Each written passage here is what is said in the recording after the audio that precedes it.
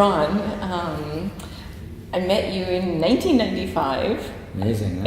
Yeah. I remember the class that I took with you. It was a Hatha yoga class, actually. And I fell asleep and you wiggled my big toe and you woke me up. I was so ashamed. To be honest, I was mortified.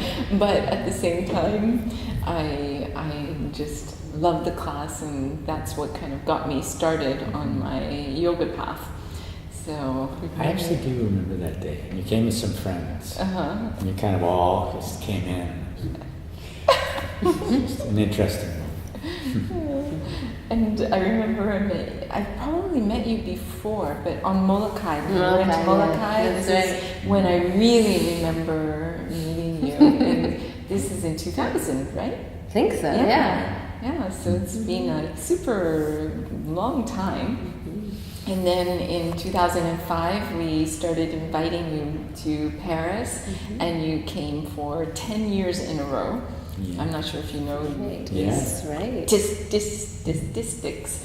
And after that, kind of every second year. So you've been coming to Paris for a long time.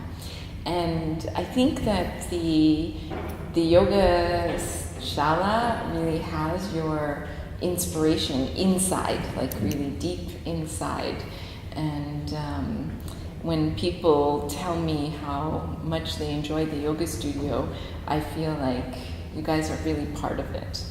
So I feel a part of it. Yeah, I really feel do. very at home. Yeah. It's very nice. Yeah.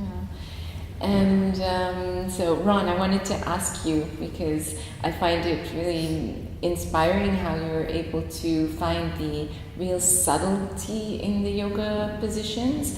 Not only like being able to describe how you can feel in the poses, but also how to access maybe even really deep or dynamic or advanced yoga asanas by breaking them down into manageable pieces.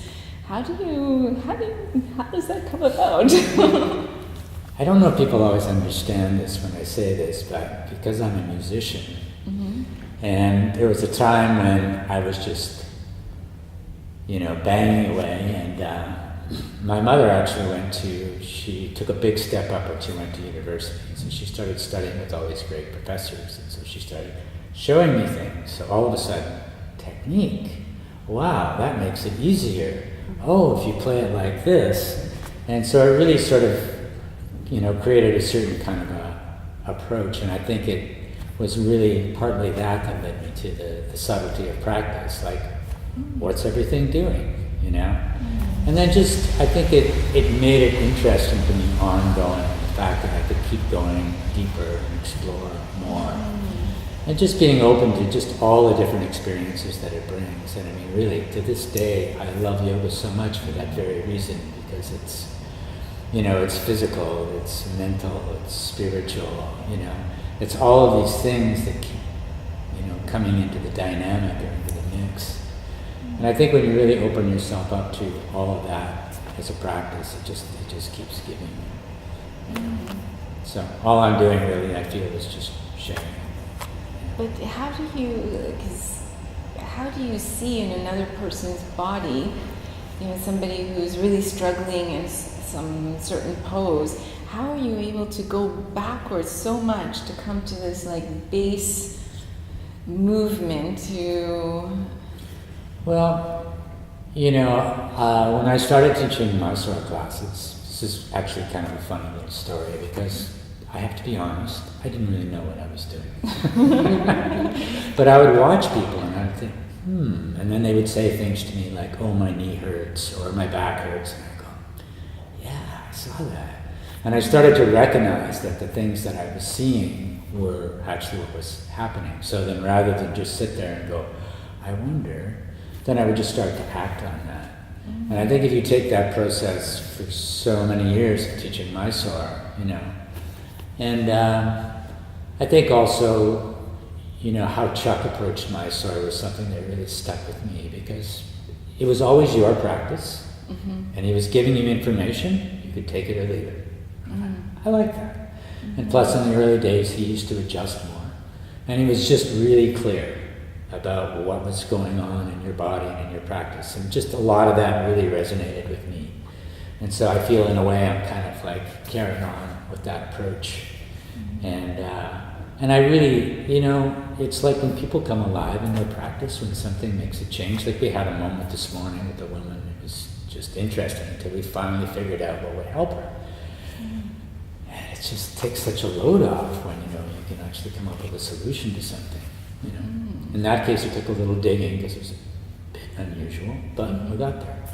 And then it's great. Everybody benefits.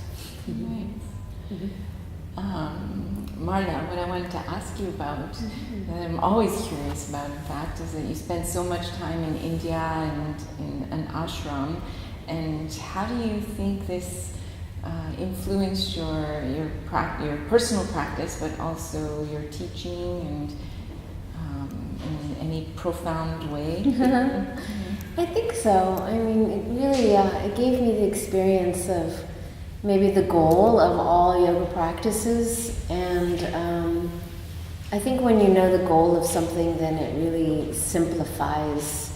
It doesn't matter what method you're using, it doesn't matter which approach you're using, but within the whole yoga umbrella, there's just always one final goal. And then I also find that when you know the goal, then you also know that as yogis, what we're discovering is that self that's already there, and that's already whole, and that's already perfect. And so then you kind of ask yourself, well, then what are we doing here? And in India they call it a Leela. A Leela is like the play. They usually call it that in terms of Krishna and Radha's, little playful romantic dynamic between each other. But if you take that term as a whole, and it's sort of like, well, if you're already whole and you're already perfect, then what are we doing here? Well, I guess we're playing. It's like, it's this Leela, and then it also helped me sort of define, well, what do I want that Leela to be? And I was lucky enough to have a teacher who basically told me right off the bat, and everyone else that came to sit in front of him, you're perfect and you're whole and you're complete, and Om Tat Sat, sort of like. So then it's also enabled me to see the student that way. So if you see the student that way, then no longer, then it eliminates, you don't have to be hard on them, you don't have to judge them, you don't have to have one moment of, telling them they're small, because they're not, they're whole and they're complete and they're perfect.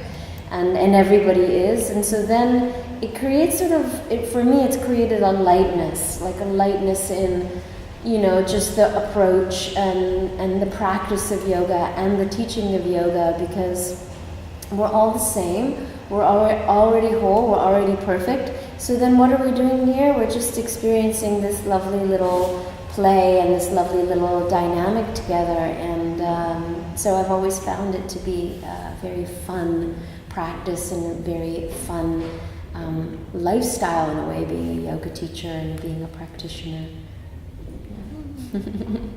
Ron, do you think that the outer expression of the pose has any indication of what is happening inside?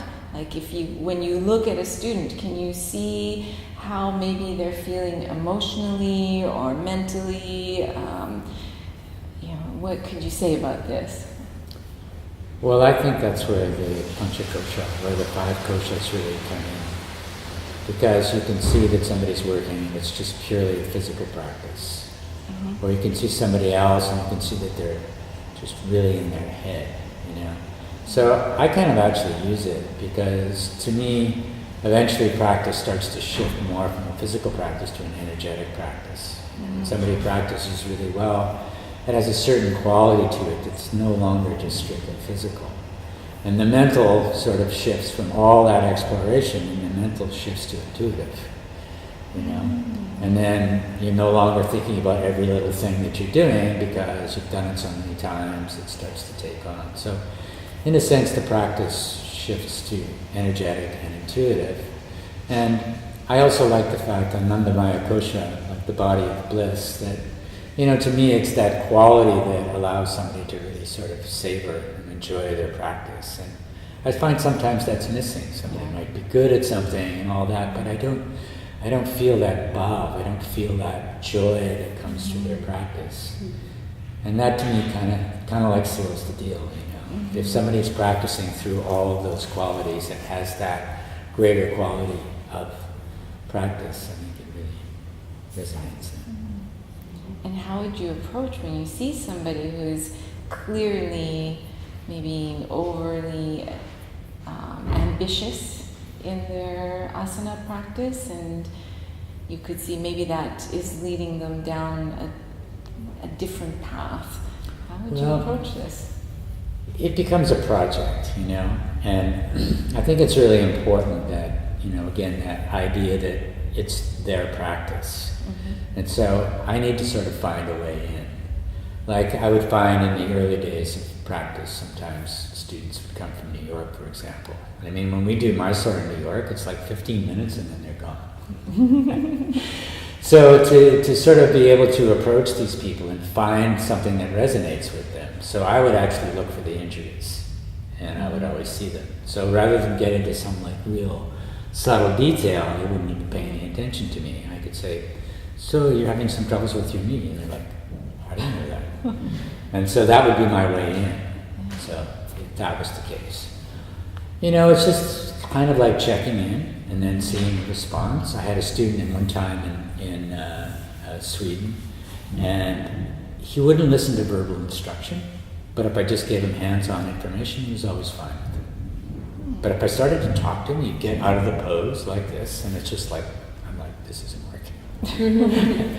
So it's just another way. What's my approach? Well, my approach is I'll give him the intelligence I can through my hands, and then I'll just, leave that alone. And then sometimes people are emotional about it, and I think it's important then that we create a sort of an atmosphere where it's okay. It's okay to be upset about something. It's okay that something comes up in your body, because I think we've all been through that. They talk about sort of like on the cellular level and what we experience, in so many different ways. So it only makes sense that we actually have things logged or lodged in ourselves that we've kind of constantly. So what I like to say in that process is when it starts to come up, that's the time to let it go. If yoga brings it up, then just let it go. The human ego is interesting though, and I think as a teacher, I always find it interesting, like Ron was saying, it's like you want to build that trust. So you want to somehow find a way to win them over. And there's been times when sometimes that like really ambitious, that person in the room that's breathing ujjayi breath louder than everyone else, if I've just gone over and said, hey, let's slow down the breath or let's quiet down the breath, sometimes they don't really understand it or they get upset, about something like that, which I think then the breath would definitely pull the mind along with it, right? So we understand that approach a little bit, but first there needs to be some kind of trust between you and the student, and then the student in that moment where there's this opening where then you can kind of go, hey, notice that you're, really, really breathing loud. Like, is there a reason for it? And I remember one student once said, well, aren't you supposed to breathe that way? I mean, they just thought so. And it's like, oh, okay, well, why don't you try this? Why don't you just do your ujjayi breath just loud enough for just yourself to hear? And just notice how that feels. It's more subtle, and just notice how it feels, and let's talk about it afterwards, And so then that was sort of an interesting approach to, rather than saying, hey, don't do this. It was just like, hey, why don't we have a little experiment here and see how it goes. I think also sometimes it's maybe less intense rather than talk to them in the class. Maybe talk to them afterwards if you feel, and then it's not so much pressure. And do you think, what to you is a perfect pose? Because, the reason why I'm asking that is you see on social media and there's all those incredibly intense and beautiful looking poses, and I think that we can often think that that is a perfect pose. I think a perfect pose is showing up for your practice. Just showing up every day. There's perfection in that. Just A perfect pose is something to work towards, and I feel that I really want people to understand that yoga is a process. And you might arrive somewhere, but it's not about the ending. It's about the process. It's about the journey. And so just take all that pressure away, and little by little, people evolve. And also sometimes just seeing somebody that knows their own body and knows their own limitations, and it can be even a version of a pose, but yet they'll express it quite nicely for themselves. And I always feel that that's... I remember this one Iyengar teacher that we used to work with actually in England, and she used to be on the panel. And she said she had the most profound experience with this, they would judge, from an Iyengar point of view, there's judges and, they pass, fail. And this one guy showed up, which everybody would coin a beginner, like a beginner in terms of yogasana. But she said he was so present and he was so alive in his body, even though his asana practice, wouldn't call it perfect or Instagram-ish, he showed up with so much presence and so much energy radiating through his body that she just was blown away and stunned. And of course he passed, and it became a different priority in a way to look at. Are we fully present and alive in our bodies? If we are, then could we maybe say that that's perfection? We all know that in Ashtanga yoga, there's 8 limbs of yoga, and I feel like we get very fixated on one limb, the asana limb.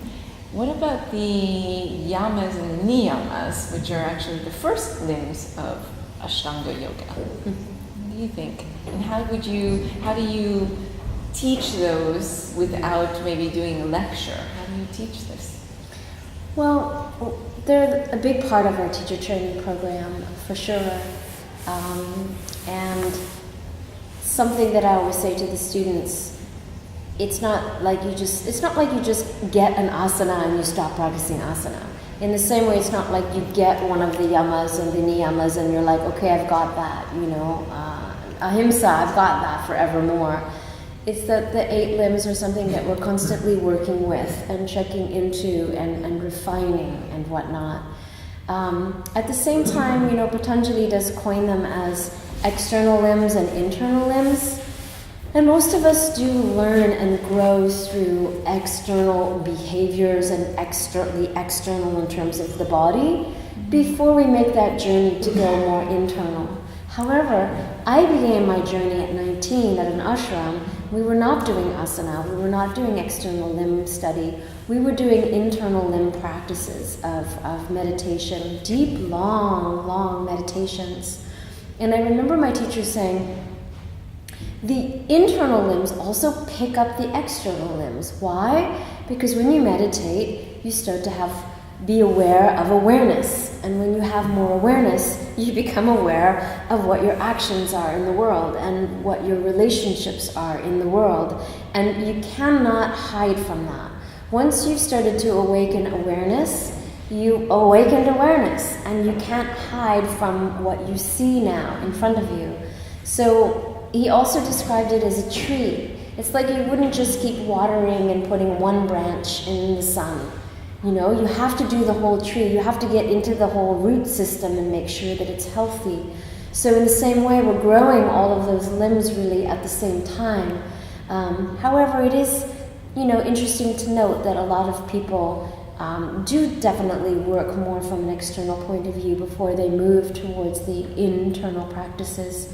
I think in general, one of the things that I find is it's very difficult for human beings to become aware of their own minds and their own patterns of behaviors and conditioning, and then when we're aware of it, then take responsibility for it. And I think that that's one of the hardest things for human beings and for practitioners that I see, is there needs to be a real courage to gaze very vividly on your own mechanisms and your own behavior patterns, and to want something different.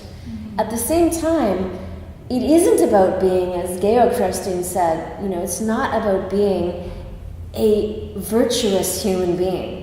I'm going to climb the ladder of enlightenment because I'm going to be so virtuous. I remember that when I first went to India. I was like, if I wear white and I have a white shawl and I have a smile on my face and I look blissful, maybe I'll be blissful. Or if everyone likes me, or it's not about that. And Georg, I love how Georg describes it. It's like a process of deconstruction and reconstruction. And he's talking about the psyche. Like, when we purify, the psyche has to go through some stuff. We got to see all that stuff. We got to let that stuff rise to the surface. And so we have to be courageous enough, I think, to be able to look and see what our own mechanisms are. Because it's so easy for us as human beings to point the finger at another person and to project onto them all the time. And then we're never really looking at our stuff. Wow. I could hear you talk for hours. And I always say these things out loud because whatever I say is only also my own process. We never reach this place where we're beyond. I'm beyond the yamas and the niyamas and the asana and like, we're never beyond it. It is an eternal practice and an eternal flow that we are in, that we are constantly working towards being in that river, being in that flow that takes us towards the ocean and knowing that we're the ocean. And when we're not knowing that, then we need to go back into that flow again. So until there is that sort of final enlightenment, we're all in the same boat, just heading for the ocean. But it's also the beauty of it is that all of that is incorporated into the practice. And yes, when you practice a practice that's called Ashtanga yoga, you should ask, well, what does that mean? And then that should lead you to other areas of exploration as well. Yeah. Ever helpful. Just remind yourself. Like sometimes, like injuries in yoga, well, first word on the door, ahimsa, do no harm. So to the best of our ability, we should try and avoid certainly hurting students or hurting ourselves, and we should observe that because that's the first one. All these years you've been doing Ashtanga teacher trainings at our Ashtanga yoga school. And this year you're doing a vinyasa teacher training. And I guess my question is, where do you feel vinyasa comes in? Like, not Ashtanga vinyasa, but why would we be interested to practice vinyasa yoga? And how could it be beneficial for some people to do vinyasa yoga, which is guided and maybe with music, with your drum beat that you were doing, your background sound, versus traditional Ashtanga? Well, I think the variety of approaches is helpful. It only keeps the original healthier, really, I feel. I reached a point probably somewhere around my 1500th primary series class, and I thought, I need to do something a little different every once in a while. And I also remember one time we went down to Encinitas, and Tim Miller was teaching a yoga improv class only on Thursdays, and I thought, well, that's interesting. So we went to that class, and I thought it was really cool. It was a chance to sort of explore, to sort of experiment. But I don't think that people always realize, like, for example, improvisation in jazz, it's not just whatever. It's based on very specific sort of themes and, theme and variations, which is something that started with classical music. And so that is part of other traditions that also have, like, this is the way that you play it. Yeah, but then you can also play it like this. And I think that experimentation and that exploration, again, it just keeps the whole healthier. And the other thing that I found that I really wanted to do was to talk more about the details of the poses that I was feeling them, And I think it's sort of a great resource if we take back through the Iyengar approach and we go back through the Ashtanga approach and we get to Krishnamacharya. But he basically sort of said that yoga would come up differently in everyone. And so I always took that to heart as well. And so the fact that both of these two streams, they're almost like left brain and right brain. are part of our lineage, so to speak. And I think the people who practice Ashtanga that I really resonate with also do the same thing. We take all of that information, but then rather than have it be so intellectual, we take it into a moving practice. And so I just think that these are things that help keep it alive. Yeah. So one day a week, if it's that or more or whatever. But the other thing that I think, what I feel these days, or how I talk about it, is Ashtanga is actually an example of vinyasa yoga. So vinyasa is actually the movement and the connected and the step-by-step process. And what Ashtanga is a very excellent example of how you put that into practice. But it also sort of begs the question, well then, if that's the case, couldn't we do other sequences as well? And I mean, I love the practice of Ashtanga. It's taught me so much, And when I do other things, it almost only just gives me more respect for how well it is constructed. So it doesn't take anything away. I feel that too. Yeah. Well, thank you. Namaste.